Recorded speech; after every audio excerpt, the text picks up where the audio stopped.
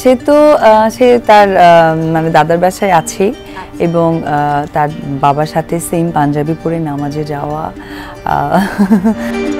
কোরবানির ঈদে কি জয় তার বাবার সাথে হাটে গরু কিনতে যাবে? আর এবার ঈদে বাবা ছেলের কি প্ল্যান? এই ব্যাপারে প্রশ্ন করা হয় অপু বিশ্বাসকে।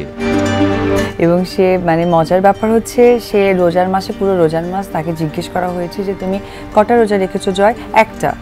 10টা রোজার পরেও একটা রোজা, 15টা রোজা গেছে একটা রোজা, কারণ তার বাবা একবার শিখিয়ে দিয়েছিল তুমি রোজা রাখবে না, বলছে হ্যাঁ। তো ও আবার বাবাকে বলেছিল যে কয়টা রোজা যাচ্ছে, তো ওই দিন ফার্স্ট রোজা ছিল, কারণ ফার্স্ট রোজা ওরা একসাথে বসে ইফতার করেছে, বাবা ছেলে সবাই মিলে, ফ্যামিলি আমরা সবাই ইফতার করা হয়েছে।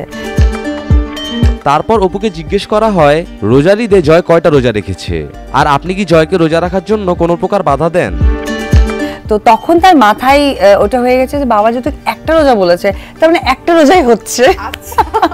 মানে ও তো ছোট, ওর আইডিয়া নেই না 30টা রোজা হয়। হ্যাঁ হ্যাঁ। আপনি কি জয়কে নামাজ পড়া শিখিয়েছেন, নাকি তার বাবা তাকে এইসব শিখিয়ে দেয়? কারণ আপনি তো হিন্দু। তবে নামাজটা ইদানিং মানে খুবই ভালো পড়ে এবং সে এত সুন্দর করে দু একটা সূরাও বলে, আমি তো মানে অমায়িক হয়ে থেকে থাকি। মানে তারপরে ওই দিনকে হাচ্য দিতে গিয়ে আলহামদুলিল্লাহ মানে যেভাবে বলছে বাপরে আমার পাকা বাবা একদম, মানে তার কাছে আমাকে শিখতে হবে এইরকম।